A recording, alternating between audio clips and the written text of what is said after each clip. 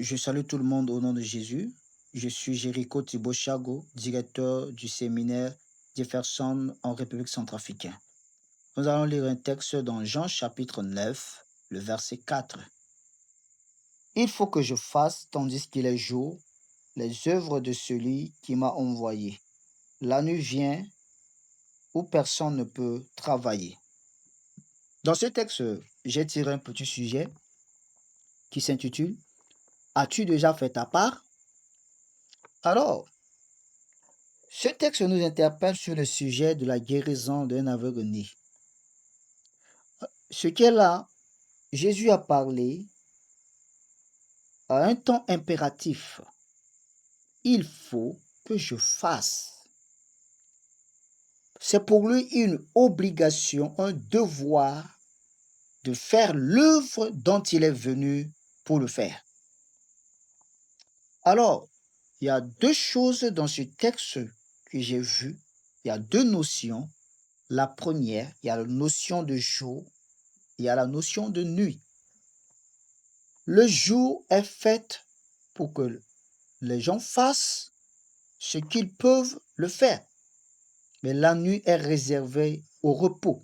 C'est-à-dire, après tout ce que l'homme fait le jour, la nuit, il se repose, c'est-à-dire il dort, afin de récupérer la force et le lendemain matin pour continuer ses activités. Alors, le jour ici, à ma compréhension, parle de l'opportunité, de la capacité, de l'occasion à laquelle nous devons en profiter lorsque nous sommes encore en vie. Bien-aimé, si Dieu te préserve aujourd'hui et que tu es encore en vie, tu dois le remercier et tu dois le servir au maximum. Parce que le jour de ta vie, le temps que Dieu t'a donné, l'opportunité que Dieu t'a donnée, n'est pas pour rien, c'est pour le servir. Si tu as l'occasion de prier, tu pries. Si tu as l'occasion d'apprendre la parole de Dieu, apprends. Si tu as l'occasion de prêcher la parole de Dieu, prêche. Si tu as l'occasion de faire des missions, fais-le.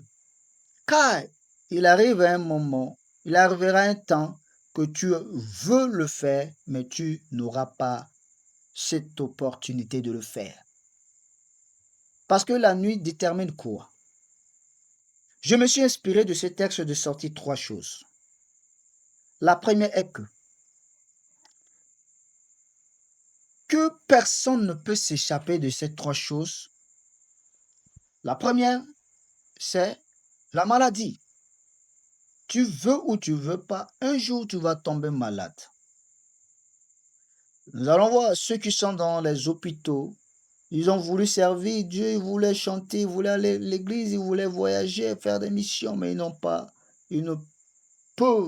ils ne peuvent pas le faire parce que ils sont dans l'impossibilité de le faire.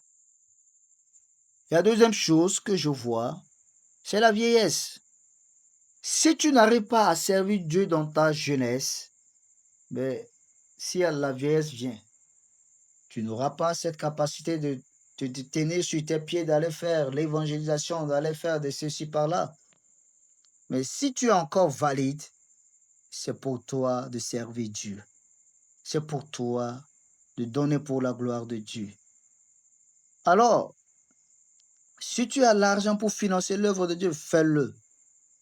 Parce qu'il arrivera un moment, il arrivera un temps où tu n'auras pas l'argent, mais tu as déjà quand même fait ta part. Il arrive un temps que tu veux ou tu veux pas, la mort va te rencontrer. Ces trois choses, personne ne peut s'échapper de cela. Tant que nous sommes sur la terre, personne ne peut s'échapper de ces trois choses.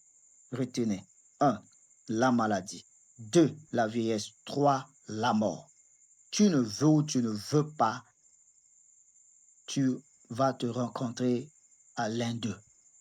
C'est pourquoi je t'exhorte, étant vivant, étant jeune, si tu as la capacité de servir Dieu, sers-le dès maintenant. C'est pourquoi Jésus a dit, il faut que je le fasse tandis qu'il est jour. La nuit vient où personne ne peut travailler. Plus tard, dans Jean chapitre 21, le verset 17 en descendant, Jésus dit à Pierre, m'aimes-tu? Pierre dit, oui, je t'aime.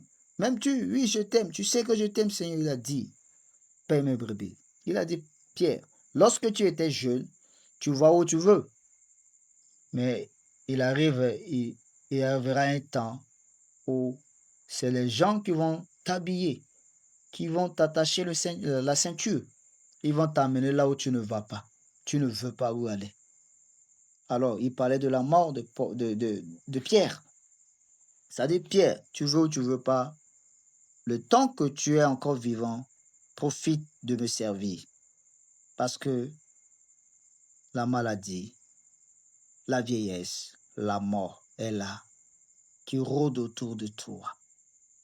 Mais sers Dieu, bien-aimé. Sers Dieu là où tu es. Dans ton pays, sers Dieu. Si tu as la capacité de soutenir l'œuvre de Dieu, fais-le.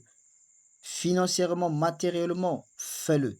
Si tu as la capacité d'aller prêcher l'évangile, fais-le. Si tu as la capacité d'aller former les gens, fais-le. Car un jour arrivera où tu veux bien le faire, tu ne le feras pas. Que le bon Dieu vous bénisse. Amen.